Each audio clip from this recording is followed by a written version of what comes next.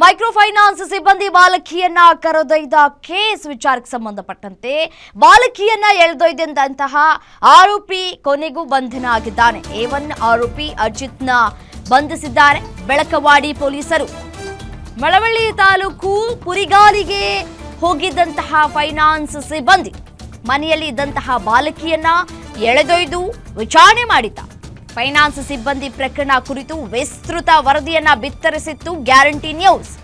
Guarantee ನ್ಯೂಸ್ನ ವರದಿಯ ಬೆನ್ನಲ್ಲೇ ಎಚ್ಚೆತ್ತು ದೂರು ದಾಖಲಿಸಿಕೊಂಡಿದ್ದಂತಹ ಪೊಲೀಸರು. ಕೊನೆಗೂ ಆರೋಪಿಯನ್ನ ಬಂಧಿಸುವಲ್ಲಿ ಪೊಲೀಸರು ಯಶಸ್ವಿಯಾಗಿದ್ದಾರೆ. ತಮಿಳುನಾಡಿನ ಕೊಯಮತ್ತೂರಿನಲ್ಲಿ ತಲೆಮರೆಸಿಕೊಂಡಿದ್ದಂತಹ ಅಜಿತ್ ಇತ್ತೀಚೆಗೆ ಮೈಕ್ರೋ ಸಿಬ್ಬಂದಿಗಳ ಹಾವಳಿ ಹೆಚ್ಚಾಗ್ತಾ ಇದ್ದಂತಹ ಪ್ರಕರಣಗಳನ್ನು ನಾವು ಕಂಡಿದ್ದೀವಿ, ಕೇಳಿದ್ದೀವಿ, ನೋಡಿದ್ದೀವಿ ಕೂಡ ಹೌದು. ಬಟ್ ಆದರೆ ಬಾಲಿಕೆಯನ್ನ ಎಳೆದಿದ್ದಂತಹ ಪ್ರಕರಣ ಇದೇ ಮೊದಲು ಅಂತ ಕಾಣಿಸುತ್ತೆ.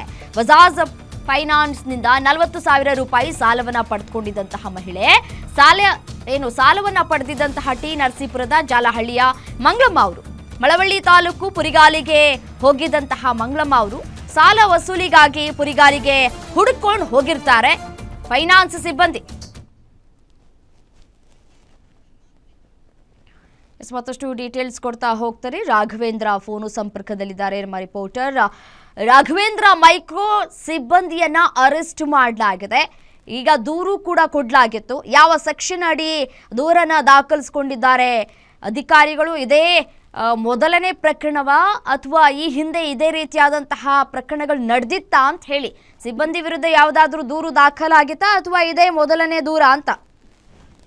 ಎಸ್ ರಮ್ಯ, ಏನು ಕಳೆದ 2 ದಿನಗಳಿಂದಷ್ಟೇ ಮಂಡ್ಯ ಜಿಲ್ಲೆಯ ಮಳವಳ್ಳಿ ತಾಲೂಕಿನ ಪೂರಿಗಾಲಿ ಗ್ರಾಮದಲ್ಲಿ ಏನು ಮೈಕ್ರೋ ಫೈನಾನ್ಸ್ ಸಿಬ್ಬಂದಿಯೋರ್ವ ಸಾಲ ತೆಗೆದುಕೊಂಡಿದ್ದಂತ ಮಹಿಳೆಯ ಮೊಮ್ಮಗಳನ್ನ ಕರ್ಕೊಂಡು ಹೋಗಿ ಆಕೆ ಜಾಗವನ್ನ ಹೇಳ್ಕೊಂಡು ಹೋಗಿದ್ದ ಸಂದರ್ಭ ಪ್ರಕರಣ ಕೂಡ ಮಂಡ್ಯದಲ್ಲಿ ದಾಖಲಾಗಿತ್ತು. ಈ ಒಂದು ಪ್ರಕರಣಕ್ಕೆ ಸಂಬಂಧಪಟ್ಟಂತೆ ಇದೀಗ ಆರೋಪಿಯನ್ನು ಕೂಡ ಪೊಲೀಸರು ಬಂಧಿಸಿದ್ದಾರೆ. ಏನು ಈ ಪ್ರಕರಣದ ಪ್ರಮುಖ ಆರೋಪಿ ಏನು ಮೈಕ್ರೋ ಫೈನಾನ್ಸ್ ನ ಮ್ಯಾನೇಜರ್ ಆಗಿರುವಂತಹ ಅಜಿತ್ ನನ್ನ A1 ಆರೋಪಿಯನ್ನ ಈಗ ಬಂಧಿಸಿ ಇದನ್ನ ಆತನನ್ನ ಈಗ ಏನು ಇತ್ತೀಚೆಗಷ್ಟೇ ರಾಜ್ಯ ಸರ್ಕಾರ ತಂದಿದ್ದಂತ ಕಾನೂನು ಏನಿತ್ತು ಸಾಲದ ವಿಚಾರಕ್ಕೆ ಸಂಬಂಧಪಟ್ಟಂತೆ ಯಾರನ್ನೂ ಕೂಡ ಬಲವಂತವಾಗಿ ವಶಕ್ಕೆ ಪಡಿಬಾರದು ಅಂತ ಕಾನೂನು ಕೂಡ ಈಗ ಇತ್ತು. ಆ ಒಂದು ಕಾನೂನಿನಡಿ ಬಂಧಿಸಿ ಈಗ ಆತನನ್ನ ಈಗ ನ್ಯಾಯಾಂಗ ಬಂಧನಕ್ಕೆ ಒಪ್ಪಿಸಿದ್ದಾರೆ.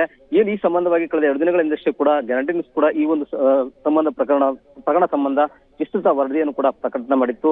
ಆ ಒಂದು ವಿಸ್ತೃತ ವರದಿಗೆ ಎಚ್ಚೆತ್ತಂತ ಜಿಲ್ಲಾಡಳಿತ ಕಡೆಗೂ ಕೂಡ ಏನು ಈ ಒಂದು ಪ್ರಕರಣ ಸಂಬಂಧವಾಗಿ ಪ್ರಮುಖವಾಗಿ ಏನು ಆಕೆಯ ಬಾಲಕಿಯ ಪುತ್ರ ತಂದೆಯಿಂದ ಒಂದು ಕಂಪ್ಲೇಂಟ್ ಅನ್ನು ಪಡ್ಕೊಂಡು ಅದರ ಆಧಾರದ ಮೇಲೆ ಬಂಧಿಸಿ ಈಗ ಕ್ರಮವನ್ನ ಕೈಗೊಂಡಿರುವಂತದ್ದು.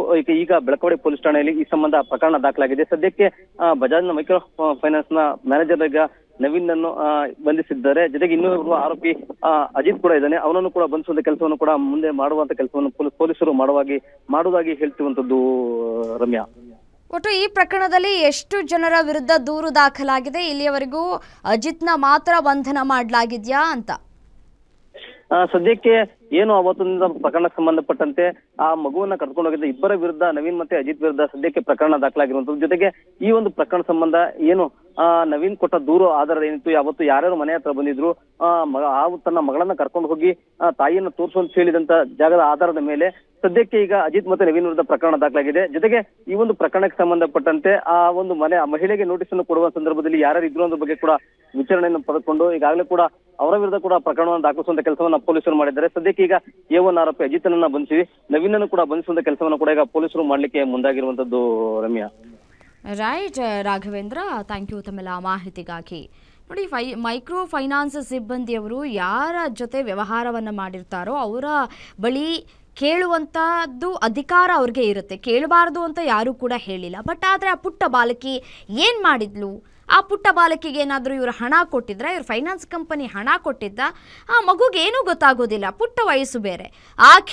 ಆಕೆಯ ವಿರುದ್ಧ ದಬ್ಬಾಳಿಕೆ ಮಾಡೋದು ಅಥವಾ ಆಕೆಯನ್ನು ಎಳೆದಾಡೋದ್ರಿಂದ ಇವರಿಗೆ ಫೈನಾನ್ಸ್ ಸಿಬ್ಬಂದಿಗಳಿಗೆ ಹಣ ಸಿಕ್ಕಿಬಿಡುತ್ತಾ ಅಂತ ಹೇಳಿ ಹೀಗೆ ಮಕ್ಕಳ ವಿರುದ್ಧವಾಗಿ ಈ ರೀತಿಯಾಗಿ ನಡೆದುಕೊಂಡಿರೋದು ನಿಜಕ್ಕೂ ಅಕ್ಷಮ್ಯ ಅಪರಾಧ. ಮತ್ತು ಇವರ ವಿರುದ್ಧ ಕಠಿಣ ಶಿಕ್ಷೆ ಕೂಡ ಆಗಬೇಕು ಅಂತ ಹೇಳಿ ಅವರ ಪೋಷಕರು ಕೂಡ ಆಗ್ರಹಿಸ್ತಾ ಇದ್ದಾರೆ. ಮತ್ತು ಬಾಲಕಿಯ ಮನಸ್ಥಿತಿ ಯಾವ ರೀತಿಯಾಗಿ ಆಗಿರಬಹುದು, ಮತ್ತು ಆಕೆ ಏನೆಲ್ಲ ಯೋಚನೆ ಮಾಡಿರಬಹುದು, ಸಣ್ಣ ಸಣ್ಣ ಮಕ್ಕಳಿನ ಮನಸ್ಸಿನಲ್ಲಿ ಏನೆಲ್ಲ ಮೂಡಬಹುದು ಅನ್ನುವಂತಹ ಪ್ರಶ್ನೆಗಳು ಕೂಡ ಇಲ್ಲಿ ಕಾಣ್ತಾ ಇದೆ. ಪೊಲೀಸ್ ಇಲಾಖೆ ಕ್ರಮ ಕೂಡ ಕೈಗೊಂಡಿದೆ. ಈಗಾಗಲೇ ಅರೆಸ್ಟ್ ಮಾಡಿದ ತನಿಖೆಯನ್ನು ಕೂಡ ನಡೆಸ್ತಾ ಇದೆ.